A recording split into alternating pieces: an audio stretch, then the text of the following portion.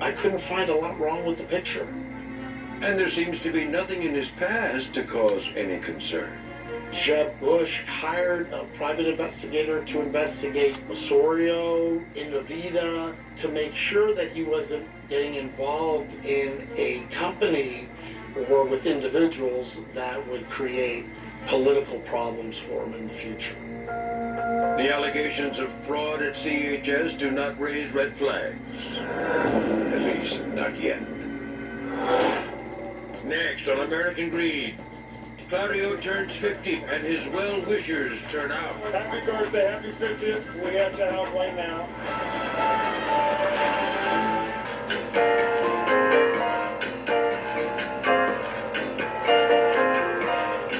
By 2008, as the world teeters on the brink of the Great Recession, Claudio and Amaryllis Osorio appear to have nothing to worry about. Living on Star Island, there is a Maserati in the garage and an expensive boat at the dock. And who can miss that diamond ring that Amaryllis displays so prominently? They were spending $100,000 to $200,000 on a credit card every month. They had an apartment complex in Switzerland. They had another apartment complex in Telluride, Colorado. But they always need more money, and together, Amaryllis and Claudio are tapping every possible source of cash for Innovita. And now they are making their way into a whole new league, the NBA, reaching out to star players like Dwight Howard, Alonzo Mourning, Howard Isley, and Carlos Boozer. In 2008, there were several professional athletes that were introduced to Mr. Osorio. Attorney David Nunez represents Carlos Boozer and his wife, Cindy. Mr. Osorio presented as a very successful, wealthy, savvy, international businessman. In late spring, the Boozers and other potential investors are invited to a presentation on Innovita at the Osorio's Star Island house. Just the fact that he had a residence there already lent him some credibility. And so does his resume. Entrepreneur of the Year, former CEO of a Fortune 500 company. That in and of itself lends him tremendous credibility and makes him a star child. Really, I mean, he's a whiz. And then there is Innovita, already operating around the world. It could not be more impressive. Of course, a selling point is the involvement of someone like Jeb Bush.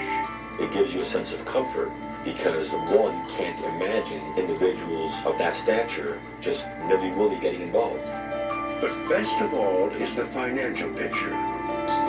Osorio presents a company doing a booming business with a stunning amount of cash on hand.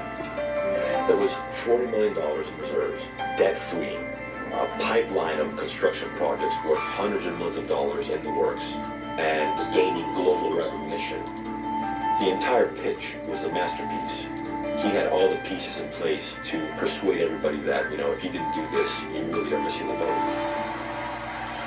Finally, the kicker of the presentation to investors is an invitation to a private meeting arranged by the Osorios with then-candidate for president, Barack Obama.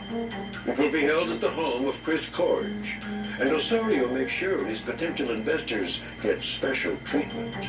Claudio organized at my house a private meeting with, at the time, Senator Obama and all of these NBA players like Carlos Boozer.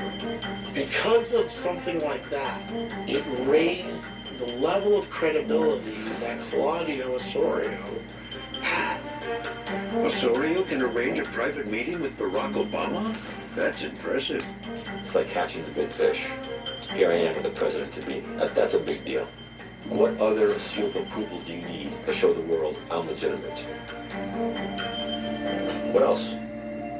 Nothing else. And eventually Dwight Howard, Howard Isley, and Alonzo Mourning invest in Innovita.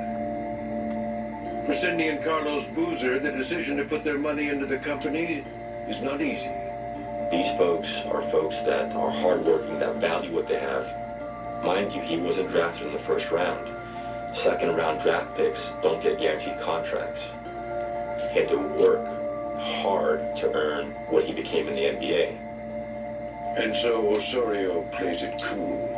He calls Carlos not to ask for him to invest, but to say to him, hey,